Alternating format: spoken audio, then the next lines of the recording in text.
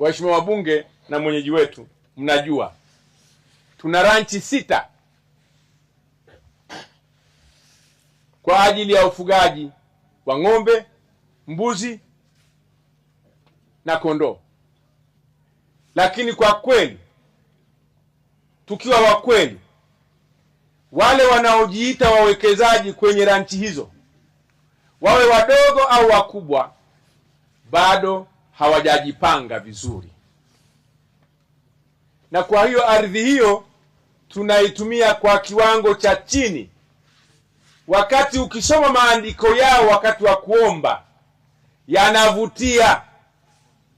Ukipitia maandiko ya wawekezaji wote kwenye ranchi zetu, ambayo ndio yalikuwa msingi wa kupewa vitalu hivyo, halafu ukaenda kuwakagua kama nilivyowakagua, wengine wana vitalu lakini hawana ng'ombe, na ng'ombe waliomo wenye ng'ombe hawana vitalu, wala hatuna mikataba nao. Tunachezeana, tunacheleweshana,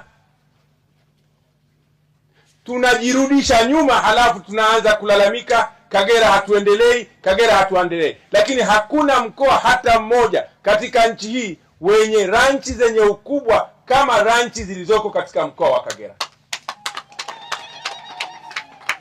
Sasa ujumbe wao na ufikisha huo utakuwa mwanzo wa kupekuana, nani mwekezaji na nani mchungaji.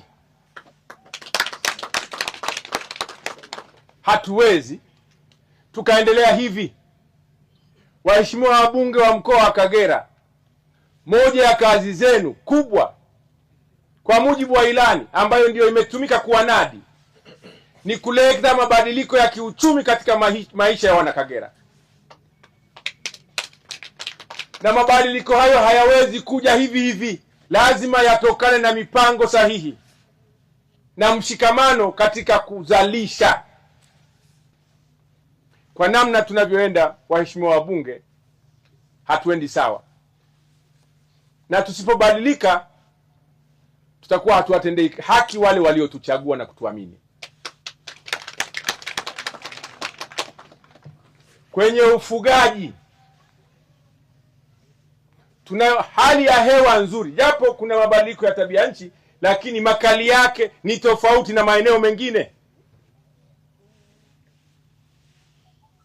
Kuna fursa za viwanda vya nyama, hatuna kiwanda hata kimoja. Ranchi 6 hakuna hata kiwanda kimoja. Ndio tumeanza, na nampongeza mkurugenzi wa Kahama Fresh kwa kuthubutu kujenga kiwanda cha maziwa, lakini hana maziwa ya kutosha. Na kupongeza na serikali iko tayari kukuunga mkono kwenye mpango wako wa kujenga kiwanda cha maziwa. Kuna fursa ya biashara ya malisho,